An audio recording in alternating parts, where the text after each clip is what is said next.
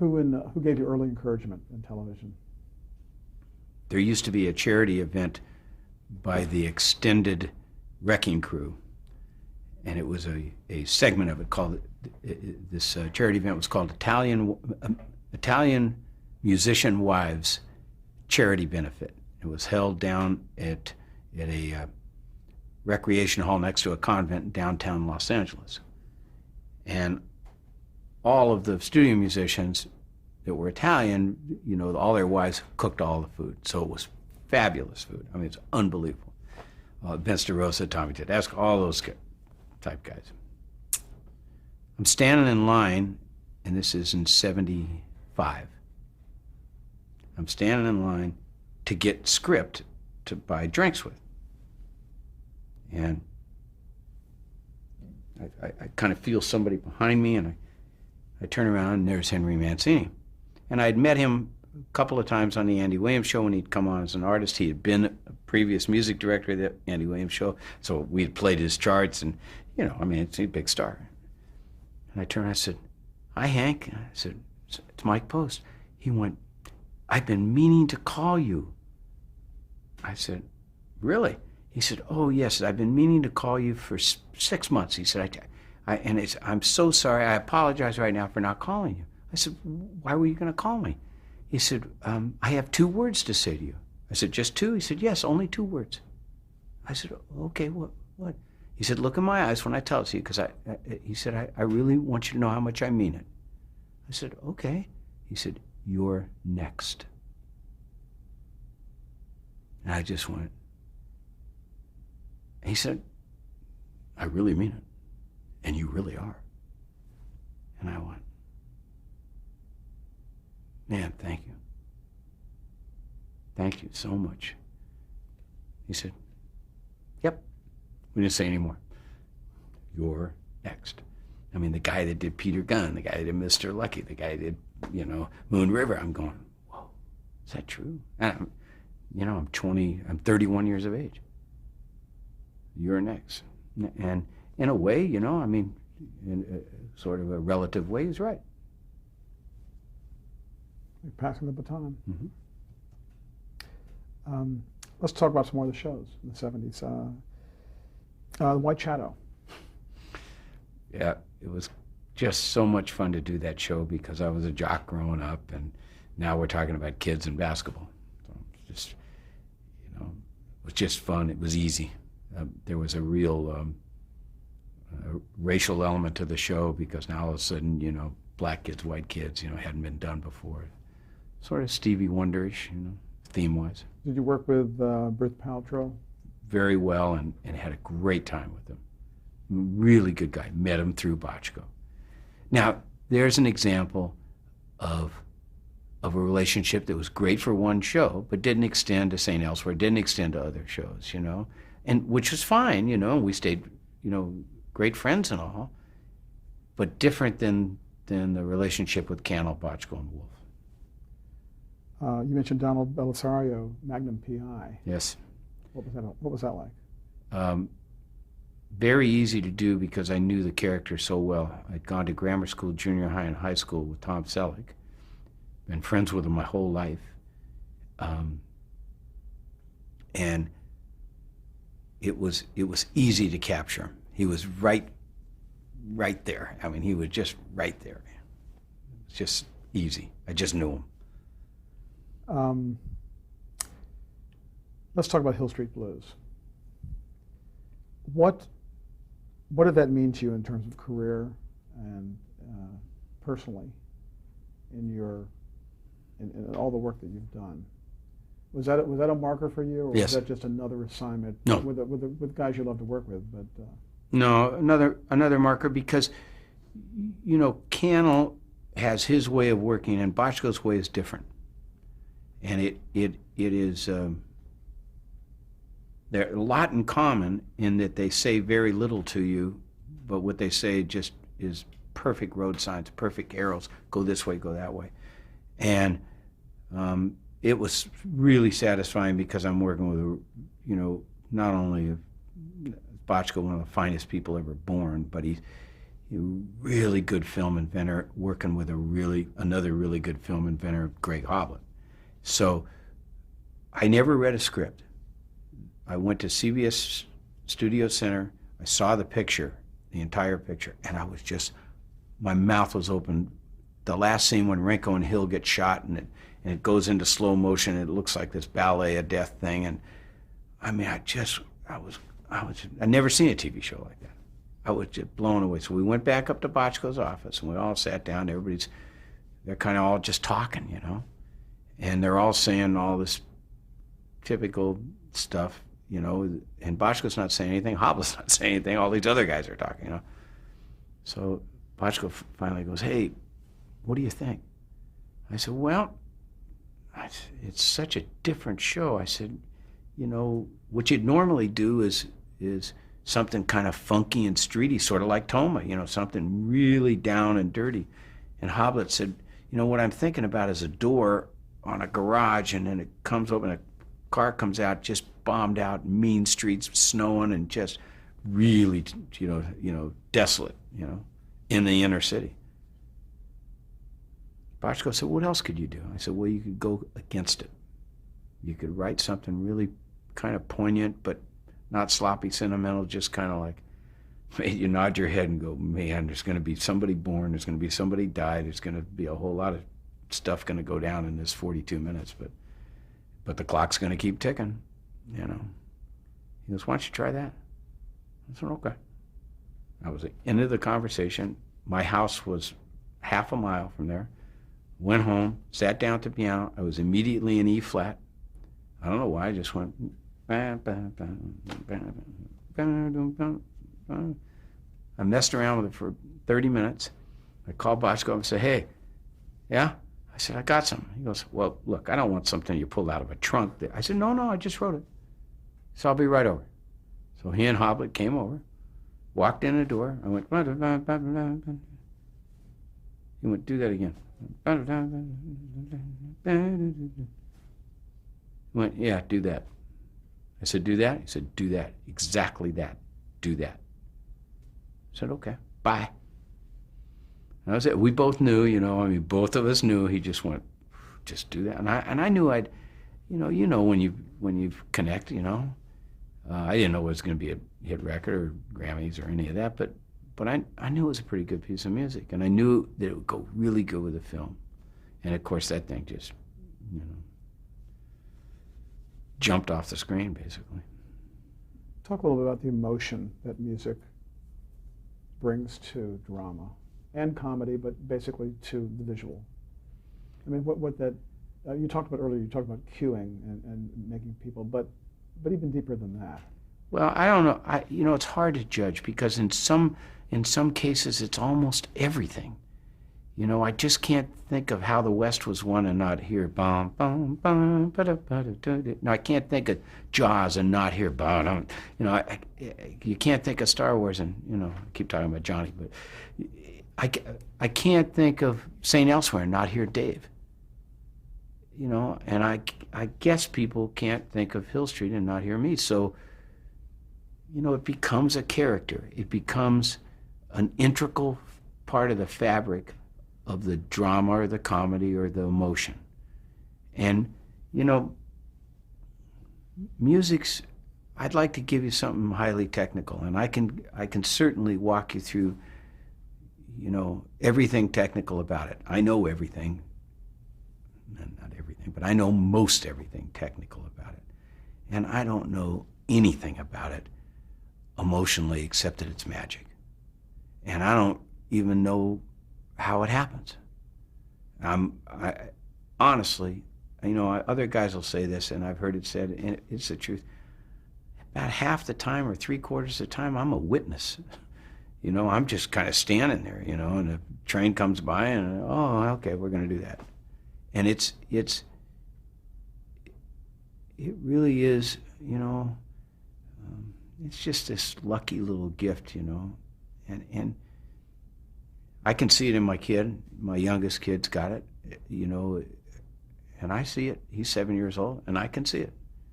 I go, I know what that is, you know.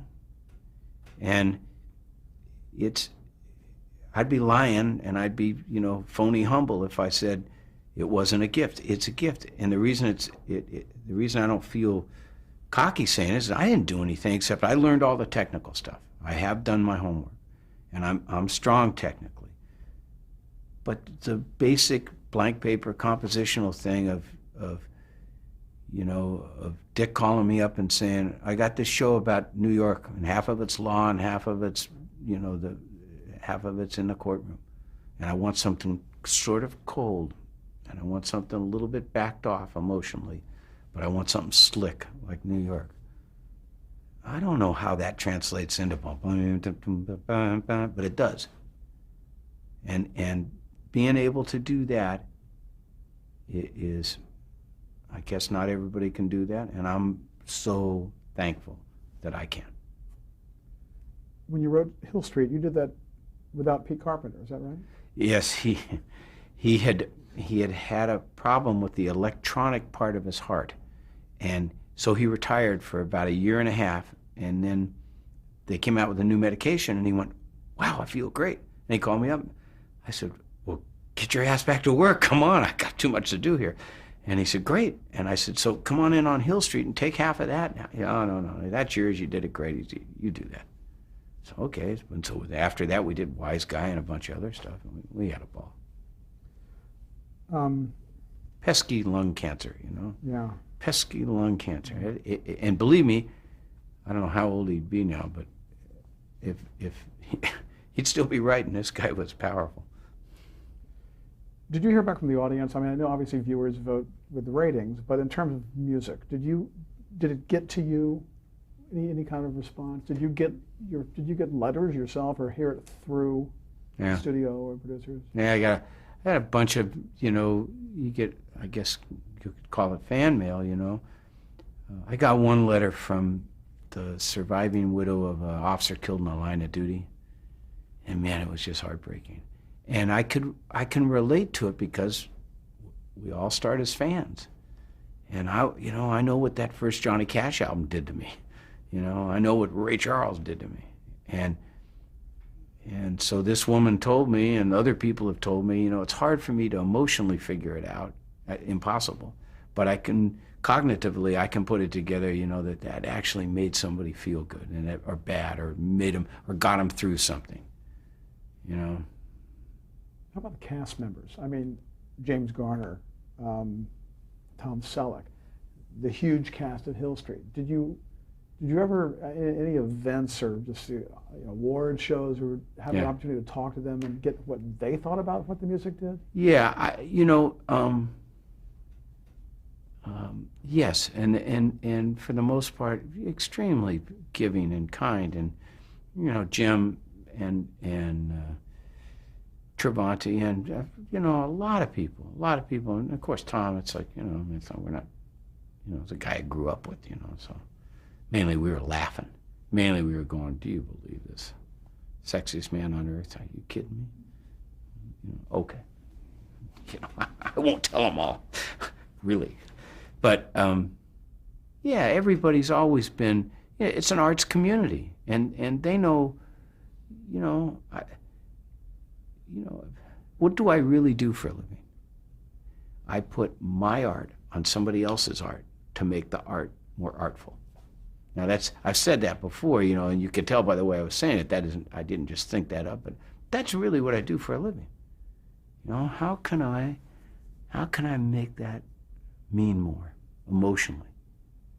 That's really what I do what a cool thing to do for a living. I mean, I still make records, which are even, it's more blank paper, it's less encumbered, but this is so collaborative. To have friends like those three guys, they'd come up with stories like those three guys, and then to be able to go, okay, how do I take what they did and help it and make more of it, make it have more impact.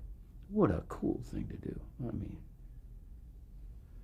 I saw some of the, you have some charts on your wall here out in the hallway, Cashbox and Billboard and things like that. I was just looking at that as a picture of a week, maybe in 1968 or the early 70s, and looking at the 100 records listed, 20 or 30 of them are like classics, just a snapshot. Mm-hmm. I don't know if it's just me, but it seems like it's not like that anymore in the record business. But I wanted to ask you about the kind of trend to use old tunes for themes now, but not having original themes written. Is that something you see as just kind of coexisting with the trend, or is it just passing? It's for a long time in the '70s, a lot of guys were playing jukebox. A lot of guys, it really started with The Graduate.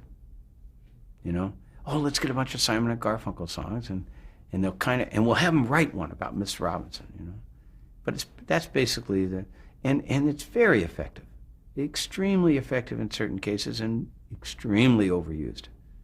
My perspective, I'm a scoring guy, extremely overused, because the truth of the matter is any producer can go in and put a quarter in and punch J6, K9.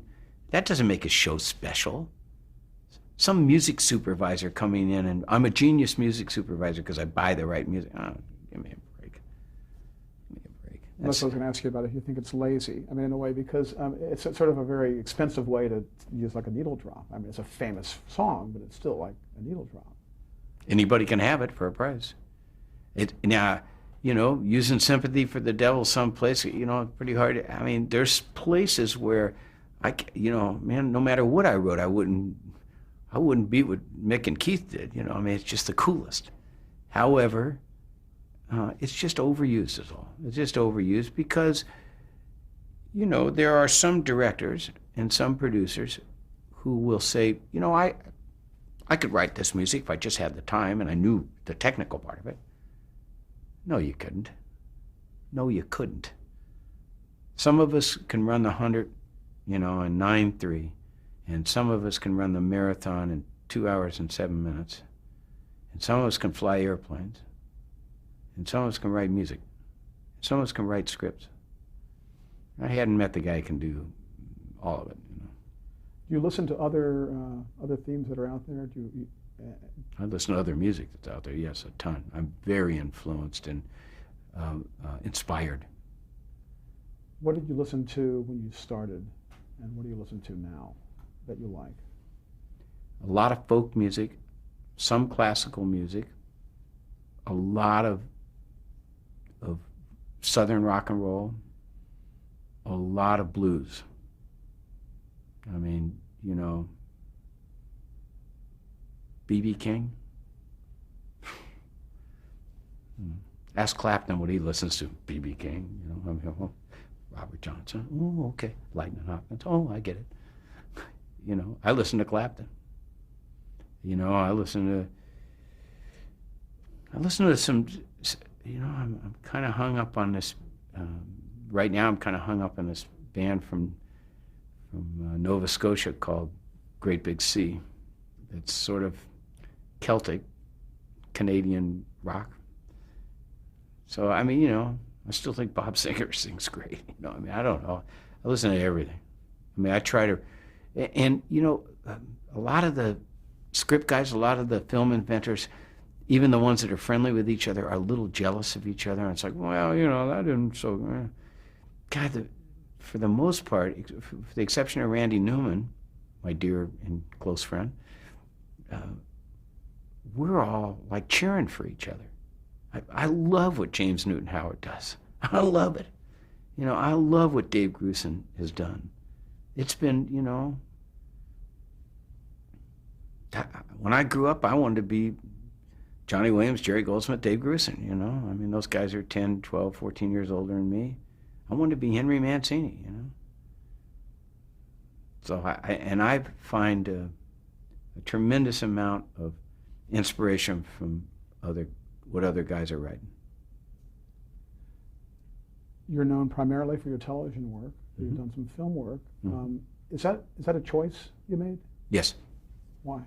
Because my three best friends are the biggest guys in the history of television, and I wanted to work with my friends.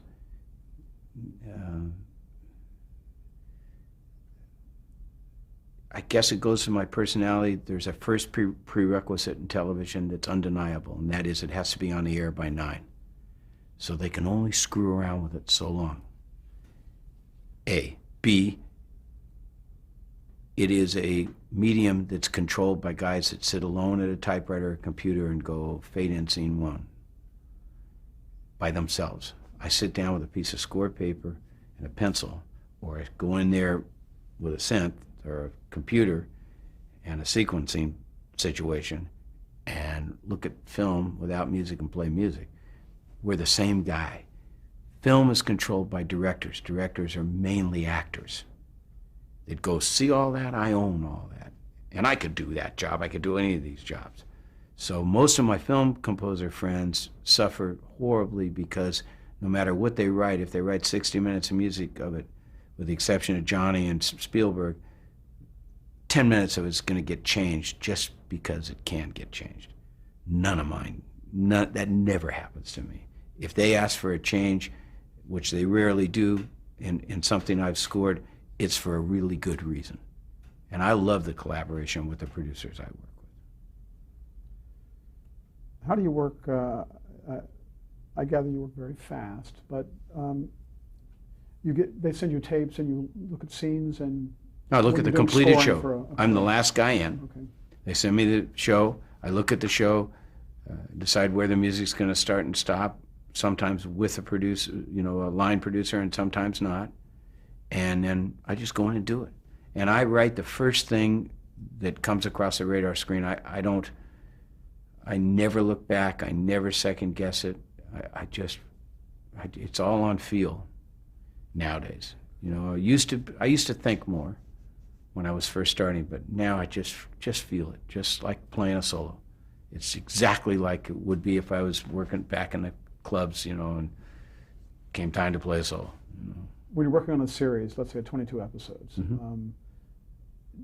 Are some of your tracks or some of the transitions you record, are they banked like Never. To be used as Absolutely cues for it's never. It's always Never. fresh. Always. Now, it's always going to be thematic because it speaks like a character, in character. So it's always going to be probably off the theme or what we've created as the palette for the show. So it'll always be in the ball game. You wouldn't expect Rockford to come out in a dress. You're going to look the same. He's going to talk the same. Music does the same thing, but I would never go. I can write it faster and I can look it up. When do you make the decision in an hour drama to really hit it with the theme? I mean, there are times when it's a reprise of the theme. That's the powerful part. What is it? Just a feel? Completely. Just when it feels right. I do this thing, I just so dumb guy. I mean, it's like, huh? What? Yeah, okay, boom. I mean, I can intellectualize about it, and after I've done it, and sit down and tear it apart for you, but basically it's just like there's a curveball, you better hit it. I mean, it's the same way you hit a baseball. So is research for you like what you described? You just like listen to music. You just it's sort of an ongoing life process. Mm-hmm. It's not like you okay, let me go look this up. It's just what you have Yeah. absorbed. Yeah, research is going to play poker and put my iPod on and listen to music, or go fly the airplane and get up there high and listen to music. I think I know the answer to this, but have you ever experienced, and maybe before the three big guys you work with, network interference notes about the music that you've had to deal with? No, I've been insulated. There's been little creeping, sometimes, poison gas come in under the door or over the transom, but it's always been, when you work for those guys, who's going to mess with you? Do you have any proteges? Oh, yes. An endless stream of young guys. Since it turned to sequencing, it's been so great to be able to help younger composers come through here and start as engineers or sequencers and move on to their own careers. A really quite a long list of very accomplished guys that are really made guys that have come through here. Are you ever on the set when the series is shot? One exception to that was Cop Rock. I'd rather have root canal without Novocaine. The slowest, most boring, brain-numbing process I've ever seen in my life. If somebody's going to tell me that you had to be creative in those time constraints, I'd shoot myself. Anything that's particular to that show, or you think all across the board? I'm not made for that. Because that had unusual challenges, I would think, with the musical numbers and. Oh, that was hard. Now that was really hard. But aside from trying to do a musical every week about cops singing, I mean, aside from that, just doing a regular show, it's like, guys, I've actually sat down with, some of my buddies and said, well, I wonder if I could direct one of these dudes. I know a lot about them. I've looked at so many of them, and I've done so many. I know a lot about them, but wow, what a hard way to make a living. Wow. It seems like an exception to your general pattern was The Greatest American Hero, a theme that had lyrics, became a hit tune. How did it come about that it had lyrics, and how was Joey Scarberry picked to be the singer? He was an artist that I was producing and had produced on 3 different record companies before that, unsuccessfully in terms of hits, but successfully in terms of how great a singer he was. And we had Richie Brockelman as a sort of icebreaker to do a lyric. Cannell said, what this guy's flying around in a suit and he lost the instructions, and and he's got this right-wing CIA agent for a control guy. I said, Cannell, this is nuts. I said, he said, you want to try another song? I said, yeah, it's a good idea. I said, well, call up Stephen Geyer and see if he can write a lyric where he can maybe make an analogy between love and flying in a suit. And that's what we did, #1 record. What about the A-Team? How did that theme come about? Really easily. That script, I laughed till I cried. The script was even better than the way it's shot. It was even better as a piece of literature. And we went and talked to Cannell. I said, well, look, it's got to be military because these guys all met. And in the middle section, it's got to be, let's rip off Cream. Let's rip off Sunshine of Your Life for the middle section because it'll be like Vietnam. So we did a big guitar thing in the middle. Easy little thing to do. One of the great themes you wrote, among many, was L.A. Law. Thanks. How did that one come about? Really hard. It's Tell the that story. 5th one I wrote. So I write the first one. Now, we'd hit a home run with Hill Street. Okay, now Bochco leaves MTM. He's going over to 20th. The pressure's on. We got to make another hit here. Me, Bochco, Hoblet, same team. Okay, same guys. Bochco says, okay, here's the script. I love the script. So he says, start. So I start. So I write something. He says, I like it. He sends it back. But what else could you do? Now we didn't have a deadline. We had 6 months before he's even going to shoot. So I'm like, God, So at any rate, after the 4th one, I said, okay, you 2 guys over to my office. I sat him down. They sat on a couch. I said, I'm going to start playing. I'm going to start talking. When I do something you like, tell me you like it. So I said, look, it's the law. It has majesty. I said, so French horns, boom, boom. I messed around, and then I finally came with boom, boom, boom, boom, boom. I like that. It's great. We're saving that. I said, it's California. So we're going to put this great big, like, Born in the USA snare drum in there. It'll feel like the Beach Boys met the law. Oh, great. I said, what else is this show about? They went, huh? What? I said, sex. That's what you're doing in this office.